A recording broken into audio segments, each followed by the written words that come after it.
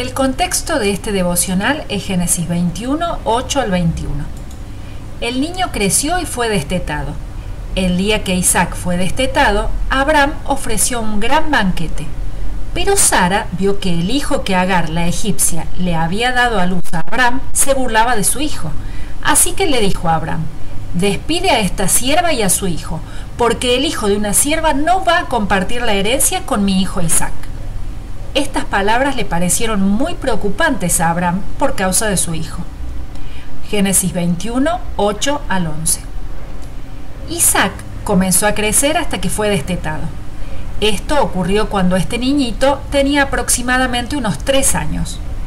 En ese momento, para celebrar el crecimiento de su hijo y para mostrar el orgullo que sentía por él, Abraham decidió hacer una fiesta.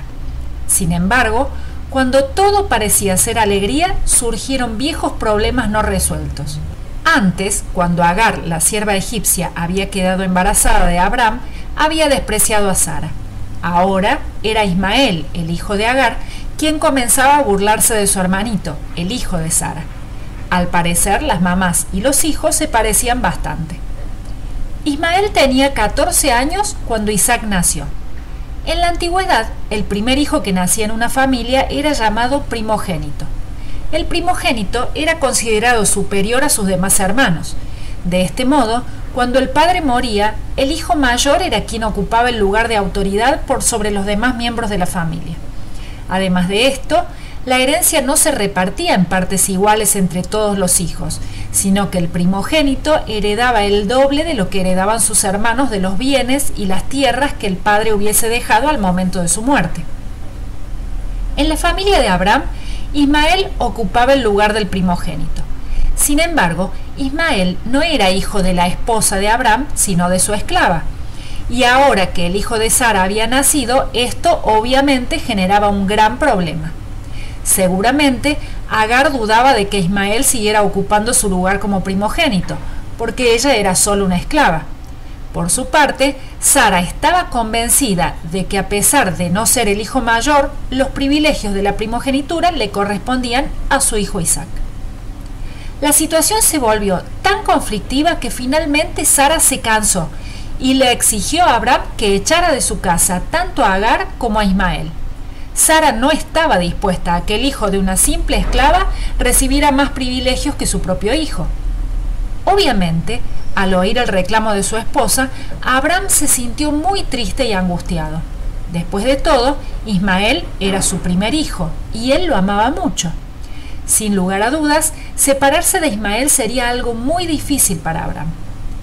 En aquellos momentos, Abraham seguramente recordó su falta de fe en Dios. Evidentemente, las consecuencias del apresuramiento de Abraham y de Sara para buscar que Dios cumpliera su promesa de darles un hijo de cualquier manera seguían trayéndoles dolores de cabeza a todos. Cuando comenzamos a dudar de Dios y hacemos las cosas a nuestro modo y sin tener en cuenta al Señor, Él nos perdona.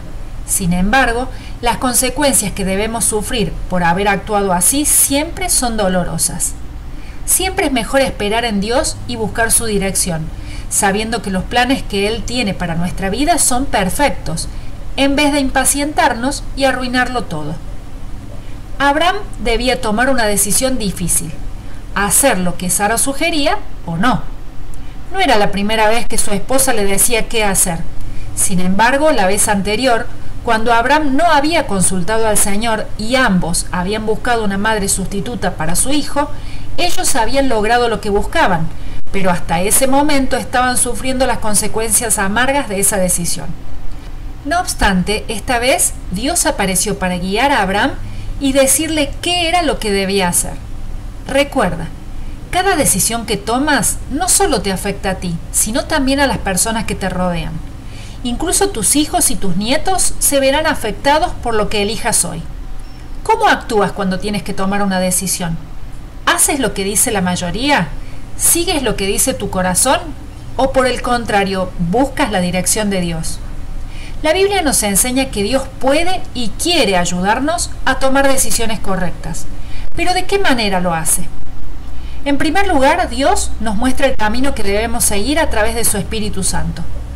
Cuando creemos en el Señor Jesús, Dios nos salva del castigo que merecemos y nos hace sus hijos. En ese mismo momento, Dios envía a su Espíritu Santo a vivir en nosotros.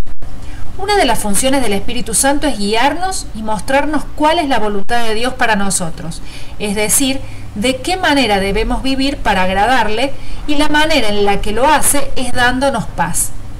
Por lo tanto, cuando no tengas paz con la decisión que piensas tomar, lo mejor es que te detengas y no actúes.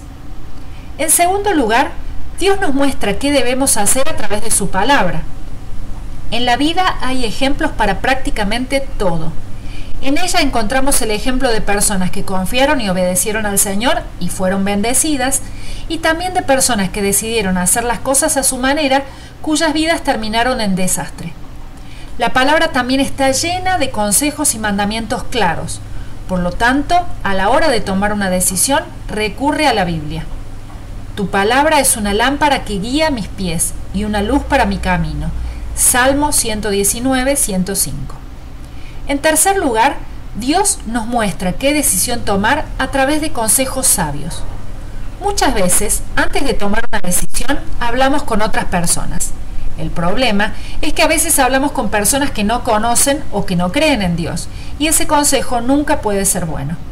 A veces también, cuando en nuestro interior sabemos que la decisión que queremos tomar es equivocada, cometemos el error de pedir la opinión solo de aquellos que piensan tan equivocadamente como nosotros.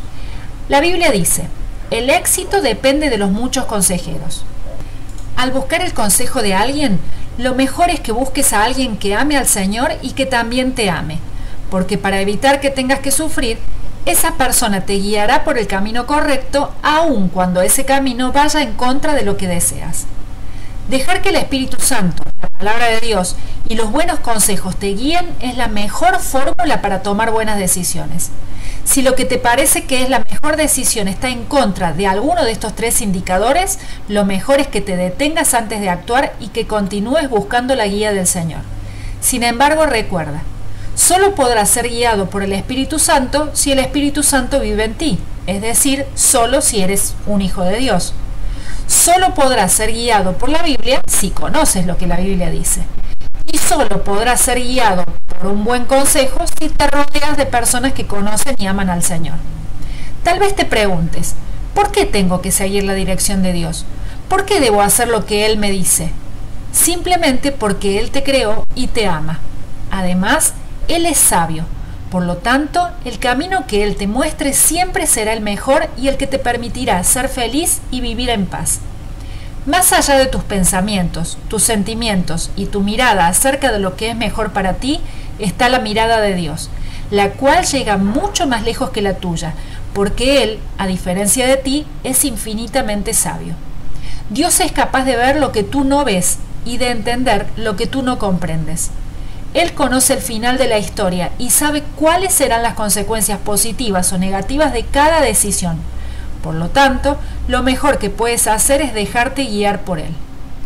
Todo el que quiera ser sabio debe empezar por obedecer a Dios. Proverbios 1:7.